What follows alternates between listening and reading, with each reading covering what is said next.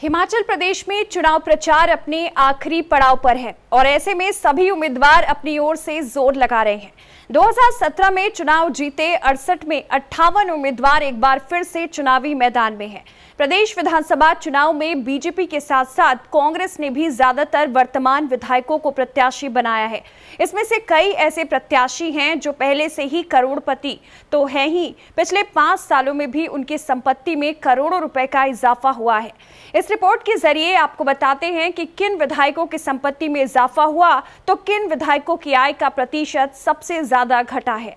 Report के मुताबिक फिर से चुनावी मैदान में उतरे हिमाचल प्रदेश के 58 विधायकों की संपत्ति में औसतन 2.77 करोड़ रुपए की बढ़ोतरी हुई है।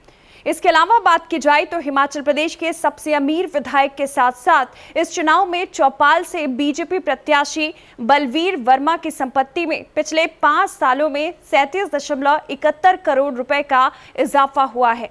रिपोर्ट के मुताबिक साल 2017 में बलवीर वर्मा की संपत्ति 90.73 करोड़ थी, जो 2022 में बढ़कर 128.45 हो गई। इसी तरह बलवीर वर्मा की संपत्ति में 42% की बढ़ोतरी हुई। बलवीर वर्मा के बाद मंडी सदर से बीजेपी विधायक अनिल शर्मा की संपत्ति में 17.23 करोड़ रुपए का इजाफा हुआ है।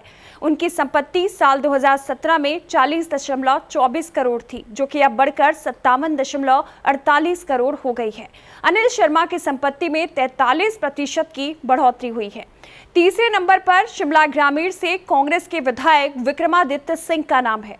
विक्रमादित्य सिंह की संपत्ति पिछले 5 सालों में 17.06 करोड़ रुपए की बढ़ी है।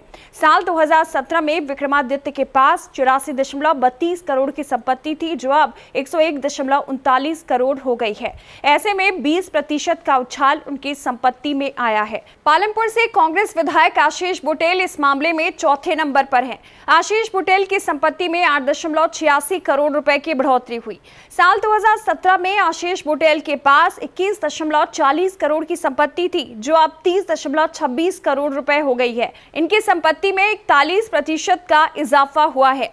वहीं कसुम्पटी से कांग्रेस विधायक अनिरुद्ध सिंह की संपत्ति में सबसे ज्यादा कमी आई है। अनिरुद्ध सिंह की संपत्ति 5 साल में 6.01 करोड़ से ज्यादा कम हुई है।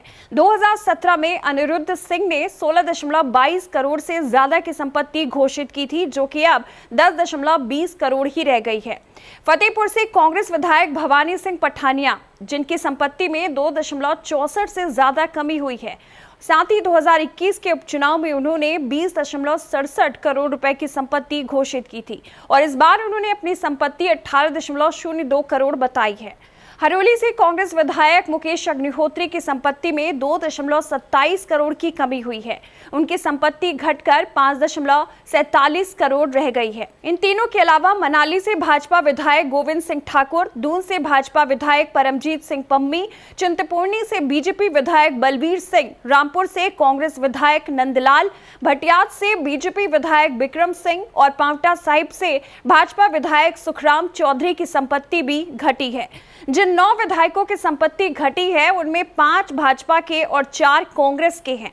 गगरेट से बीजेपी विधायक राजेश ठाकुर की संपत्ति साल 2017 की तुलना में 20.84 करोड़ से बढ़कर 2022 में 28.02 करोड़ रुपए हो गई है और इस तरह उनकी संपत्ति में 7.18 करोड़ यानी कि 34% की बढ़ोतरी हुई है। बैजनाथ के बीजेपी विधायक मुल्कराज प्रेमी की संपत्ति में प्रतिशत के हिसाब से सबसे ज्यादा 1167% बढ़ोतरी हुई है। वहीं मुल्कराज की संपत्ति साल 2017 में 5.33 लाख रुपए थी, जो कि 2022 में 67.48 लाख हो गई। आपको बता दें कि बीजेपी के 35 विधायक दोबारा चुनाव लड़ रहे हैं और इनकी संपत्ति में औसत 3.20 करोड़ रुपए का इजाफा हुआ है। कांग्रेस के 20 विधायकों की संपत्ति में औसत 2 करोड़ रुपए की बढ़ोतरी हुई है। इसके अलावा 2 निर्दलीय की संपत्ति में उछाल 77 लाख रुपए का और साथ ही आपको बता दें सीपीआईएम के एक विधायक की संपत्ति में 1.31 करोड़ रुपए का इजाफा 5 सालों में आया है।